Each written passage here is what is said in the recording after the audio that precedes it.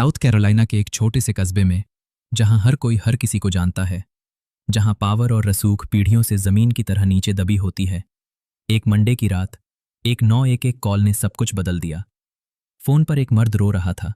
उसने कहा वो घर वापस आया था और उसने अपनी बीवी और अपने बेटे को मरा हुआ पाया, डॉग केनल्स के पास, अपने ही जमीन पर।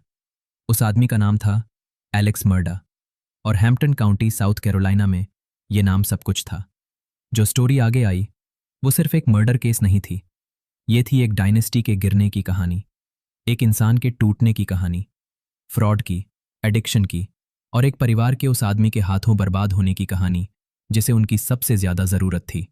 ये है एलेक्स मर्डॉ की पूरी सच्चाई। हैम्पटन काउंटी एक गरीब इलाका है, सपाट सड़कें, घने जंगल, पेड़ों पर लटकी स्पेनिश मॉस, वो जगह जहां नाम पीढ़ियों तक याद रहते हैं। और कोई नाम उतना बड़ा नहीं था जितना मर्डा। एलेक्स के परदादा ने 1910 में फैमिली की लॉ फर्म शुरू की।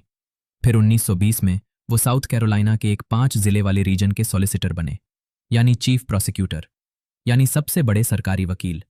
और ये पोजीशन अगले 87 साल तक मर्डा परिवार के पास रही। 3 जनरेशंस, लगभग एक पूरी सदी।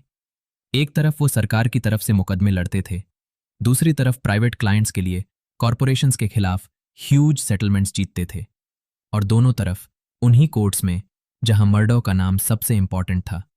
जजेस उन्हें जानते थे, शेरिफ्स उन्हें जानते थे, हर कोई किसी न किसी मर्डो का एहसान मानता था। एलेक्स इसी किंगडम का राजकुमार था। यूनिवर्सिटी ऑफ साउथ कैरोलिना गया, जैसे मर्डो हमेशा जाते थे।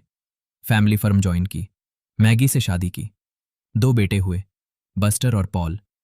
मॉसी ऑक नाम की 1700 एकड़ की हंटिंग प्रॉपर्टी थी। बाहर से एलेक्स मर्डो वो सब कुछ था जो उसकी हेरिटेज ने उससे मांगा था, लेकिन अंदर से कुछ सड़ रहा था। मैगी मर्डो 52 साल की थीं। जो भी उन्हें जानता था एक ही बात कहता है, वार्मथ, सच्ची बेलाग वार्मथ। वो अपने बेटों को बेहद प्यार करती थीं। कम्युनिटी में उनकी बहुत इज्जत थी। मौत से पहले के कुछ सालों में वो ज्यादातर वक्त एडिस्टो आइलैंड वाले बीच हाउस पर रहती थीं, मॉसी ओक से दूर, एलेक्स से दूर। पॉल मर्डो गया, 22 साल के थे, जिंदा दिल, मजेदार, आउटडोर से बेहद लगाव था। यूनिवर्सिटी ऑफ साउथ कैरोलिना में पढ़ रहे थे, फ्यूचर के प्लान्स थे, लेकिन पॉल के जीवन पर एक बड़ा शैडो था। फरवरी 2019 में पॉल एक बोट ड्राइव कर रहे थे। रात के 2 बज रहे थे। वो सिर्फ 19 साल के थे और अंडर एज। बोट क्रैश हुई। उस बोट पर 5 लोग थे। उनमें से एक 19 साल की मैलरी बीच पानी में जा गिरी। 8 दिन बाद उनकी बॉडी मिली। विटनेस ने कहा पॉल बहुत पी चुके थे। पॉल पर सीरियस क्रिमिनल चार्जेस लगे। मैलरी बीच के फैमिली ने सिविल लॉसूट फाइल की। उनके लॉयर मार्क टिंसली एलेक्स मर्डो से फाइनेंशियल रिकॉर्ड्स मांग रहे थे, और वो फाइनेंशियल रिकॉर्ड्स एक ऐसा सच छुपाए बैठी थीं जो एलेक्स किसी भी कीमत पर बाहर नहीं आने देना चाहता था, किसी भी कीमत पर।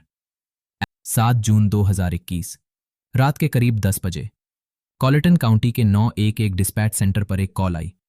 एलेक्स मर्डो की आवाज थी, घबराई हुई, रोती हुई। उसने कहा वो अपने बीमार बाप से मिलने गया था। लौटा तो मैगी और पॉल को केनल के पास पाया। वो दोनों नहीं रहे। पुलिस मिनट्स में पहुंची। जो सीन था वो भयावह था। मैगी की बॉडी केनल के पास वाली डर्ट रोड पर थी। उन्हें 5 बार गोली मारी गई थी, एक सेमी ऑटोमेटिक राइफल से। आखिरी गोली सिर के पीछे। पॉल केनल के एंट्रेंस के पास थे। उन्हें शॉटगन से बेहद करीब से 2 बार गोली मारी गई थी, पहले सीने में, फिर सिर में। इतने पास से कि ये कोई पैनिक में की गई शूटिंग नहीं थी। ये डेलिबरेट था, ये कैलकुलेटेड था। एलेक्स जब ऑफिसर्स पहुंचे तो रो रहा था, पेसिंग कर रहा था, डेवस्टेटेड दिख रहा था। उसने कहा वो करीब 40 मिनट के लिए गया था। बाप की तबीयत खराब थी, कैंसर था, हॉस्पिस केयर चल रही थी। वापस आया और ये सब मिला। कम्युनिटी में खबर फैलते देर नहीं लगी। डर था, आउटरेज था।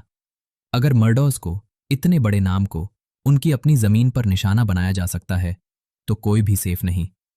शुरुआती थियरी थी कोई बाहरी दुश्मन था, पॉल की बोट क्रैश केस से जुड़ा कोई, किसी पुराने क्लाइंट का बदला, कोई भी। लेकिन जितनी गहरी जांच होती गई उतना ज्यादा एक ही आदमी का नाम सामने आता रहा। South Carolina law enforcement division, जिसे स्लेड कहते हैं, केस हैंडल करने आई। ये स्टेट की सबसे बड़ी इन्वेस्टिगेटिव एजेंसी है। सबसे पहले फोन्स। पॉल के फोन पर एक स्नैपचैट वीडियो मिली। उस रात कैनल्स पर पॉल ने कुछ वीडियोस बनाई थीं, कुत्तों की, कैनल की, और उस वीडियो की बैकग्राउंड में एक आवाज़ थी। एनालिस्ट्स ने उस आवाज़ को आइडेंटिफाई किया। वो आवाज़ एलेक्स मर्डॉक की थी। ये बॉम्बशेल था। एलेक्स ने शुरू में कहा था, जब वो पेरेंट्स के घर गया तब मैगी और पॉल मेन हाउस में थे, कैनल्स पर नहीं थे। लेकिन स्नैपचैट वीडियो कह रही थी एलेक्स खुद कैनल्स पर था, मर्डर से कुछ ही मिनट पहले। जब प्रेस किया गया तो एलेक्स ने अपनी स्टोरी बदली।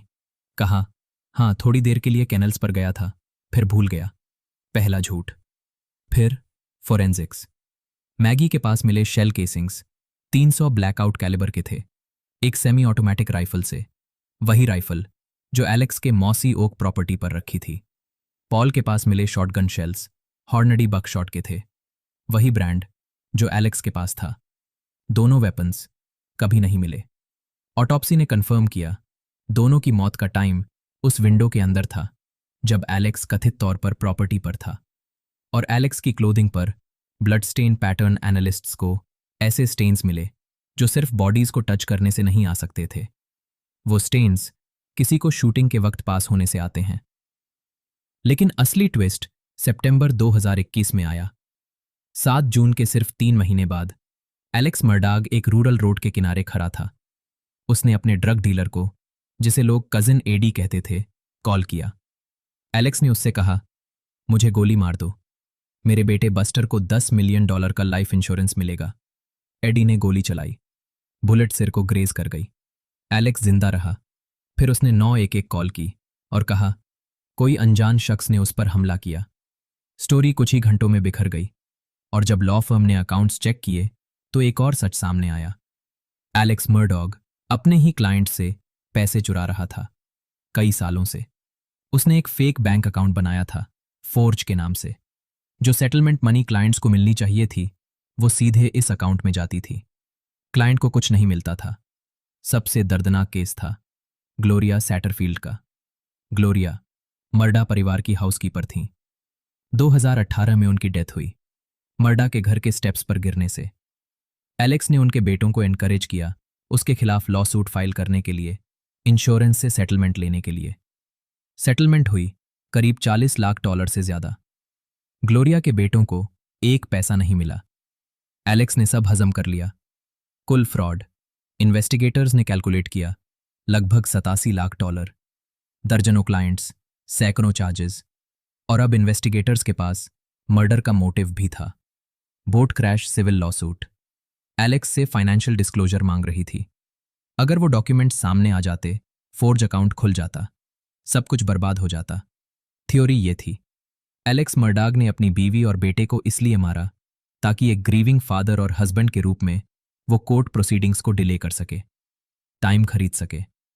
ये सोचना भी मुश्किल है, लेकिन एविडेंस यही कह रही थी। 14 जुलाई 2022 एलेक्स मर्डॉक को अरेस्ट किया गया। चार्जेस, मैगी मर्डॉक और पॉल मर्डॉक की मर्डर।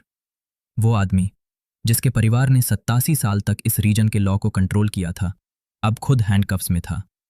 कम्युनिटी में शॉक था, डिसबिलीफ था, और एक अजीब सी राहत भी। जनवरी 23, 2023 वॉल्टरबोरो, साउथ कैरोलिना के कोर्ट हाउस में ट्रायल शुरू हुई। 6 वीक्स चली। देश भर के मीडिया ने इसे कवर किया। प्रोसिक्यूशन की लीड थी सॉलिसिटर क्राइटन वॉटर्स। उन्होंने जूरी के सामने पीस बाय पीस सब रखा। Snapchat video, cellphone data, forensic evidence, blood stain patterns, financial fraud का timeline, Mallory Beach lawsuit का प्रेशर। सबसे बड़ा मोमेंट था जब एलेक्स मर्डॉक खुद विटनेस स्टैंड पर बैठा। डिफेंस ने उसे खड़ा किया। एलेक्स ने अपनी एडिक्शन की बात की, 20 साल की ओपियोइड एडिक्शन। फ्रॉड के लिए गिल्टी फील किया, लेकिन मर्डर्स के लिए उसने कहा, मैंने नहीं किए। वो रोया। फिर सोलिसिटर वॉटर्स ने क्रॉस एग्जामिनेशन शुरू की, और वो एक सवाल पर लौटते रहे। आपने झूठ बोला था कि आप कैनल्स पर नहीं थे। हाँ, क्यों? एलेक्स के पास कोई जवाब नहीं था। जूरी ने सिर्फ 3 घंटे में वर्डिक्ट दे दिया। गिल्टी। दोनों मर्डर्स में गिल्टी। जज क्लिफ्टन न्यूमन ने सेंटेंसिंग से पहले एलेक्स को डायरेक्टली एड्रेस किया। उन्होंने कहा, मुझे लगता है तुम्हारी आत्मा की गहराई में तुम जानते हो कि सच बोलने का वक्त आ गया है। मुझे यकीन है पॉल और मैगी तुम्हारे सपनों में आते हैं। 2 लाइफ सेंटेंसेस बिना पैरोल के, बैक टू बैक। एलेक्स मर्डॉ कभी जेल से बाहर नहीं आएगा। आज मैगी और पॉल मर्डाग मॉसी ऑक प्रॉपर्टी पर ही दफन है, उसी जमीन पर जहां वो मारे गए। ग्लोरिया सैटरफील्ड के बेटों को आखिरकार उनका हक मिला, लेकिन उनकी मां वापस नहीं आई। मैलोरी बीच का परिवार आज भी इंसाफ को प्रोसेस कर रहा है। स्टीफन स्मिथ की डेथ 2015 में हुई। स्लेड ने इन्वेस्टिगेशन रीओपन की। अभी तक कोई चार्जेस नहीं। कई सवाल हैं जिनके जवाब शायद कभी नहीं मिलेंगे। मर्डर वेपन्स आज तक नहीं मिले, लेकिन जो मिला वो ये था, एक आदमी जिसके पास सब कुछ था, पावर, पैसा, परिवार, लेगेसी। उसने सब कुछ खो दिया अपने ही झूठ की वजह से। मैगी मर्डाग 52 साल की थी, पॉल मर्डाग 22 साल के थे। वो दोनों उस इंसान से बेहतर डिजर्व करते थे जिस पर उन्होंने सबसे ज्यादा ट्रस्ट किया था। ये थी blood on the hunting trail, Alex Murdaugh की कहानी।